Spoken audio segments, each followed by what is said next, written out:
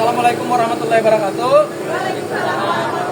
Teman-teman media semua yang kami banggakan, yang masih membersamai kami sampai malam hari ini di Polda Metro Jaya, tepatnya di Direktorat Reserse Kriminal Umum, ya, Reskrimum Polda Metro. Dan hari ini kami selaku kuasa hukum dari Bang Michael Sinaga, didampingi juga oleh teman-teman dari KNPRI, Koalisi Nasional Perempuan Indonesia. Kemudian juga ada teman-teman dari Aliansi Jurnalis Indonesia, ingin memberikan update terkait dengan langkah hukum yang dilakukan oleh klien kami, Bang Michael Sinaga, terhadap dua orang pendukung Pak Joko Widodo, yaitu Andi Azwan dan Mo1 TV. Mo1 TV. Ya, nggak usah disebut namanya. Ya, nggak usah disebut namanya lah. Nah, hari ini Bang Michael membuka laporan di Polda Metro Jaya karena memang sadar atau tidak sadar ijazah yang selama ini dituding masih misterius itu kemudian akan lagi menelan korban baru. Jadi ijazah ini akan kembali menelan korban-korban baru, baik dari pihaknya Mas Roy maupun juga saat ini sudah merangsek kepada pihaknya Pak Joko Widodo. Ya. Hari ini yang dibuka itu dua laporan kepolisian di dua direktorat yang berbeda. Yang pertama, laporan terhadap Bang Andi Azwan, salah satu pendukung utamanya Pak Joko Widodo, dilaporkan di Direktorat Reserse Kriminal Umum. Nanti perkaranya apa nanti saya jelaskan. Kemudian yang kedua, Mo1 TV dilaporkan di Direktorat Tindak Pidana Cyber Polda Metro Jaya. Dan dua LP ini sudah masuk ke tahap pro justisia. Ya.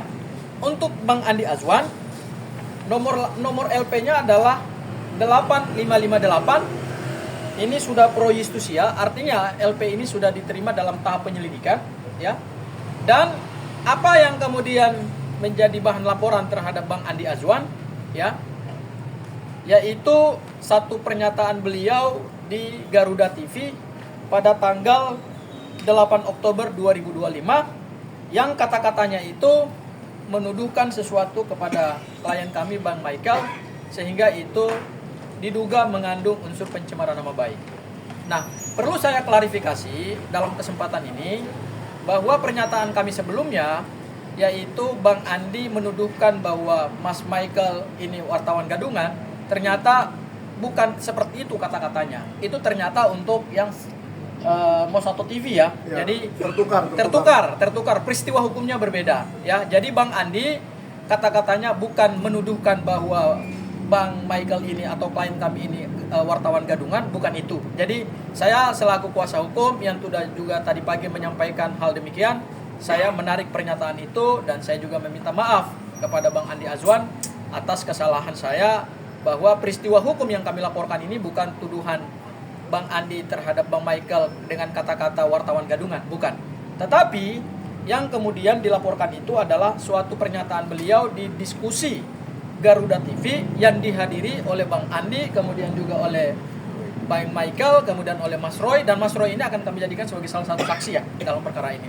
Jadi kata-katanya itu seperti jelasnya itu adalah pers kau itu bohong. Itu kata-katanya Bang Andi Azwan yang kami laporkan dan barang buktinya juga sudah kami laporkan juga kepada penyidik. Jadi mohon maaf Bang Andi, bukan kata-kata yang kau menuduhkan wartawan gadungan, bukan itu ya. Jadi pernyataan itu saya tarik ya, dan saya minta maaf juga kepada Bang Andi kalau kata-kata itu tidak tepat ya. Kemudian yang kedua terkait dengan Mo1 TV. Mo1 TV ini membuat satu channel YouTube yang judulnya sangat tegas bahwa apa Bang? Saya bacakan ya. Terbongkar Michael Sinaga wartawan gadungan. Nah, jadi saya jelaskan aja Bang Gofur ya, terima kasih. Jelaskan. Bahwa di dalam video tersebut Mo1 TV yang saya ketahui bernama Irjan, tapi saya tidak tahu nama lengkapnya. Dia membuka sebuah website resmi Dewan Pers, yaitu website resmi lembaga yang diakui negara sebagai wadah semua wartawan, dan dia dengan sengaja menuliskan nama lengkap saya dengan sedemikian rupa supaya tidak muncul di database wartawan. Dan dengan begitu dia tuduhkan bahwa saya wartawan gadungan tidak terdaftar di Dewan Pers. Padahal sudah berkali-kali saya tunjukkan kartu tersebut bahwa saya memang terdaftar. Dan silakan kawan-kawan atau masyarakat mengecek di Dewan Pers, cari saja Sentana.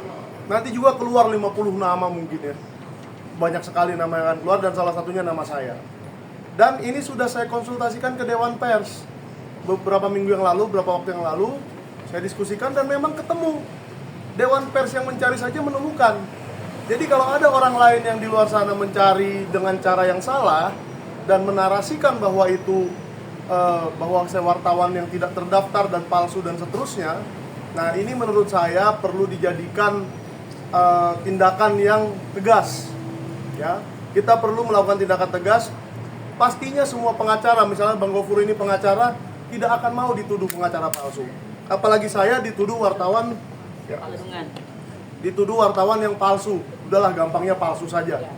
Profesi apapun tidak akan mau dituduhkan seperti itu, dan itu sangat tidak etis menuduh seseorang yang profesional di bidangnya dengan tuduhan palsu. Nah, jadi saya sudah menjadi wartawan itu sejak tahun 2017 dan terdaftar sebagai wartawan utama. Dan tolong saya ingin kepada masyarakat supaya ini menjadi satu, ini bukan ingin saling memenjarakan ya, bukan ada niat apa-apa di balik ini, tapi supaya membersihkan nama saya. Satu, itu yang paling penting. Dan yang kedua, janganlah ada satu persoalan di masyarakat, misalnya ijazah Bapak Joko Widodo, itu dimana kita mempunyai beragam pendapat yang berbeda-beda, tapi itu dijadikan serangan pribadi ke saya. Itu tidak ada hubungannya gitu loh. Kalau mau bicara ijazah, bicara saja ijazahnya, jangan jadi menyerang pribadi saya. Dua orang ini, Andi Azwan yang sudah diceritakan Bang Gofur tadi, melakukannya di TV nasional, Garuda TV, dan satu orang ini yang melakukan di channel YouTube pribadinya. Nah, dua orang ini harus kita jadikan contoh bahwa hal ini tidak dapat diterima dan tidak boleh dilakukan terus-menerus. Karena boleh dicek di channel Sentana, saya juga tidak pernah melakukan serangan-serangan pribadi, entah itu tentang keluarganya, entah dia sendiri, entah pekerjaannya, atau apapun. Saya tidak pernah menyerang orang lain secara pribadi. Dan apabila kita punya perbedaan pendapat mengenai suatu kasus, selesaikanlah di kasus itu ya, supaya kita dewasa berpolitik, tidak seperti anak kecil begini. Kira-kira ada yang mau ditanya? Saya tambahkan lagi. Silakan. Upaya hukum yang dilakukan oleh klien kami, Bang Maestri Sinaga ini, bukan dalam rangka untuk membalas dendam terhadap laporan Bang Andi Azwan di Polres Jakarta Selatan, ya. Karena kan sebelum laporan ini naik, memang Bang Andi kan sudah melaporkan Bang Michael juga di Polres Jakarta Selatan, gitu ya. Sehingga dengan laporan kepolisian ini, yang ingin dituntut oleh Bang Michael adalah proses hukum harus dilakukan secara berimbang, ya. Kemudian perlu ada pertanggungjawaban hukum terhadap Bang Andi ketika menyampaikan kata-kata pers kau itu bohong. Jadi bukan kata-kata seperti tadi pagi saya sampaikan kamu wartawan gadungan, enggak. Saya klarifikasi, bukan konteksnya itu keliru itu. Itu ternyata untuk Mosat TV ya. Ya. Oke. Jadi itu langsung di judul itu langsung videonya gitu ya. Langsung seperti itu. Ya, jadi perlu kami klarifikasi bahwa apa yang dilakukan oleh Bang Andi ini tidak dalam konteks menuduh wartawan gadungan, tetapi pers kau itu bohong, dan itu disampaikan di salah satu stasiun TV. Oleh karena itu, dengan adanya proses penyelidikan yang sudah dimulai oleh Polda Metro Jaya ini, kita sama-sama mengharapkan ya bahwa pokok utama perkara yang saat ini sedang menghebohkan di bangsa ini, yaitu misteri ijazah Pak Joko Widodo, sebetulnya ini yang harus segera diselesaikan menurut kami, supaya tidak ada lagi LP-LP seperti ini lagi gitu. Supaya tidak ada lagi anak-anak bangsa yang kemudian dilaporkan. Apakah dengan ijazah yang masih misterius ini harus ada anak-anak bangsa baru yang kemudian dilaporkan kembali di Polda Metro Jaya maupun di Polres-Polres lain maupun di Polda-Polda lain? Ini kan tentu sesuatu yang sangat kita sayangkan gitu. Betul. Ya. Oleh karena itu kami mengharapkan kepada semua pihak, terutama aparat penegak hukum, termasuk juga Pak Joko Widodo, mohonlah Pak, segera selesaikan polemik ijazah ini. Ya. Dengan apa? Dengan cara yang elegan, dengan cara yang negarawan gitu. Ya. Ya, tunjukkan saja ijazahmu kepada seluruh rakyat Indonesia kemudian juga klarifikasi itu kepada seluruh rakyat Indonesia, supaya suasana yang tegang dan panas ini segera terselesaikan dan berakhir, supaya kita menatap kehidupan berbangsa dan bernegara ini 5 tahun ke depan atau 4 tahun ke depan di masa Presiden Prabowo dan Gibran ini bisa fokus untuk pembangunan ekonomi, pembangunan yang memberikan kesejahteraan kepada masyarakat gitu. Ya. Supaya jangan 1 tahun terakhir ini kan kita habis energi hanya untuk mengurus ijazah gitu. Mas, ada lagi nanti ada anak bangsa yang menyandra anak bangsa yang lain gara-gara mungkin kata-katanya yang mungkin dia tidak sadari itu mengandung dugaan tindak pidana, mungkin karena saling membela pihak masing-masing di pihak masing-masing yang berbeda ini dilakukan secara berlebihan. Kemudian muncul pernyataan-pernyataan yang pada akhirnya harus dilakukan penegakan hukum pidana, itu kan sangat disayangkan sekali gitu. Ya, oleh karena itu kami minta, saya juga selaku kuasa hukum Mas Roy Suryo CS minta kepada Pak Joko Widodo, tunjukkan sikap kenegarawananmu.